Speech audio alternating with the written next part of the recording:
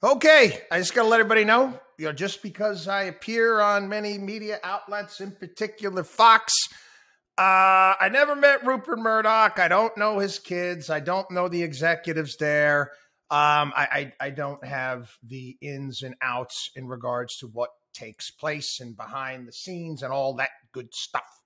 With that being said, again, I've been around the block for a long time. And I've been around many of these media darlings and stars over the years, and at various different events, whether they be at a Radio Row at a political convention, whether they be at an inauguration, whatever it may be. I've done a lot of these events, and I've been able to come in contact with many of these people. Not to mention the fact that I've been doing radio for over 20 years now. And, certain people that happen to be anchors now in certain places, they were radio show hosts that were on the same network that I was in. And over the years, I've talked about many of the personalities that I've come in contact with and what they were like. You know what I'll do today? Rather than pick on some people that are still on air, so much picking on somebody, but the big host back when my network, Talk Radio Network, was still around, and it was kind of more of a heyday for radio. It was a great lineup across the board. Everybody. You had Jerry Doyle, you had Laura Ingraham, you had Michael Savage in the evening. I'll tell you my Michael Savage story. Okay, never met the guy in person, but I guest hosted his show on several occasions. And the interesting thing about guest hosting Michael Savage's show, it's kind of like the Gong Show. If he doesn't, he listens, and if he doesn't like you, he just steps in and takes over. Now, he never did that when I did his show, but I heard from his producers after the fact. They were honest. They're like, you did too good of a job. You did too good of a job, and they don't like competition. But anyway, I liked it. It was a good experience, and I thought he was a pretty decent host at the time. So let's talk about Tucker Carlson and what's transpired, and we'll go over some of the rumors, okay? Because I just want to make this clear. Okay, this is the problem. Everything that you're hearing right now, there's been media stories, Wall Street Journal, New York Times, you name it, everywhere, Media, all these places out there, they're guessing. They're guessing. They're operating purely on hearsay, innuendo. Nothing has been confirmed. And again, to me, unfortunately, if you don't know, then you don't write a story and report that you know. So, okay, I'm going to let you know this is what's floating out there right now. And could one of these things be true? Could more than one of them be true? Yes. But nothing has been confirmed. And the issue I have is when things are reported on and more, it's amazing. People hear something. Oh, this one wrote a story. This is what it is. And they don't read it close enough to understand that it all might not be true. First and foremost, the Dominion lawsuit. Fox lost close to $800 million in that lawsuit. Again, they might need to make some changes. Rumor has it that it's not the case. Some people inside Fox News are saying no, that's not the case. That's not why. Big Pharma. Big Pharma is another one. Actually, Robert F. Kennedy Jr. has jumped on this one, sending out some tweets because it's about a week ago, Tucker Carlson went off on Big Pharma and their COVID vaccines during one of his monologues. Again, taking on Big Pharma. Again, who are their advertisers? Again, watch Fox. Watch Fox. How many companies out there? How many different drugs do we see advertised over the course of a day? You wonder why we're a nation of drug addicts. We're constantly being pitched drugs. Drug for freaking everything, for crying out loud. And again, I'm old enough to remember when that was illegal. You couldn't do that. Now, this is going to take me to a different area. Again, this is something that I discovered years ago. We talked about it on the show, talking about how Wall Street gets away with such nasty behavior and never getting called to the carpet on any of the networks out there. Why? They spend money too. They spend money too. Oh, yeah, Morgan Stanley ads, all this stuff. We actually got a hold. This is, I don't know, 2007, 2000. I can't remember the exact year. I got to look it up. We got a hold of an advertising contract between one of the major investment firms and one of the networks. And it said right there, if you're planning any negative editorial coverage at all, pull all of our ads.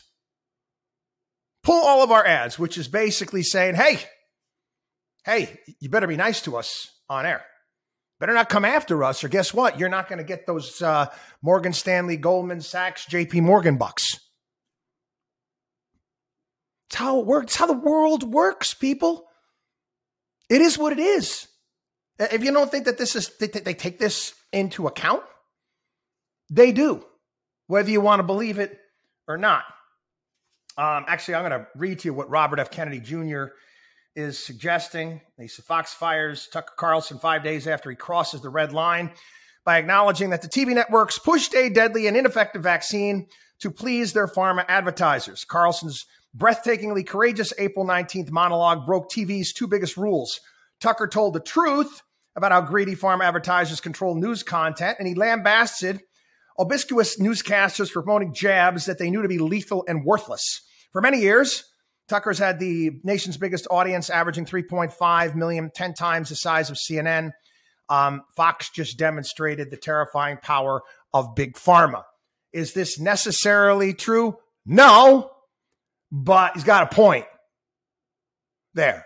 It's something to consider. Would I throw that idea away? No, I would not. No, I would not. But you'll never find out if that was the case. Never, ever, ever. Fox management and Rupert Murdoch. They were getting tired of Tucker Carlson. Some are saying that, Rupert Murdoch, was upset about these Abby Grossberg, things that she said about how she was treated and what went on there. Abby Grossberg. She worked with Maria Bartiromo, and she moved off that. She went on Tucker Carlson, and she said she was bullied and subjected to anti-Semitic comments.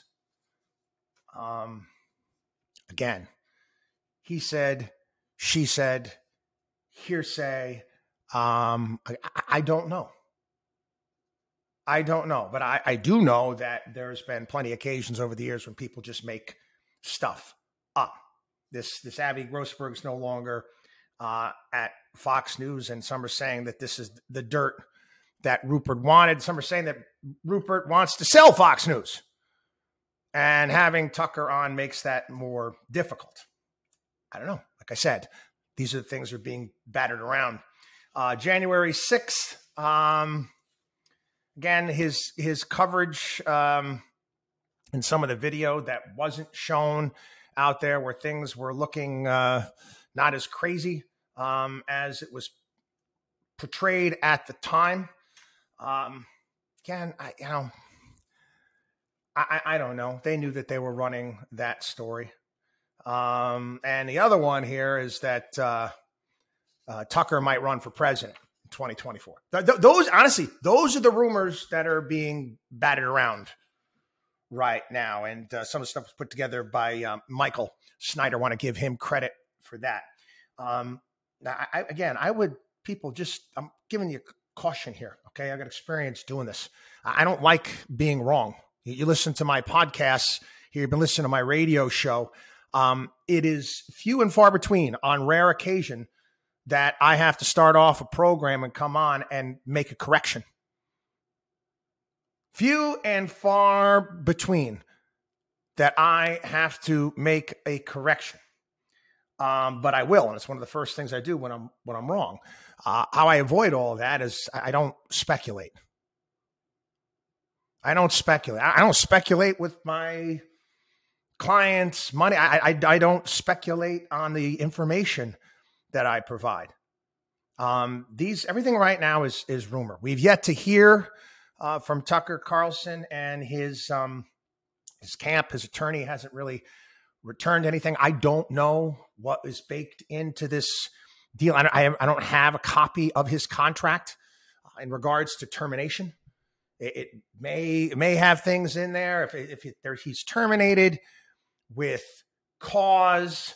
I don't know whether or not he has to keep his mouth shut. I don't know if he's getting any type of payout or severance. There's a myriad of things that are involved with it. I don't know if he has to stay away from news for a period of time before coming back. Some people speculate he should go to Twitter, start a show there, go to Rumble, whatever it may be. I don't know.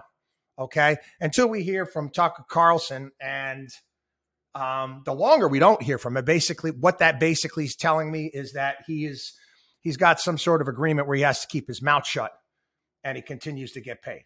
But again, like I said, avoid the temptation to jump into conspiracy theories or nonsense out there. Wait for the facts. WatchDog on WallStreet.com.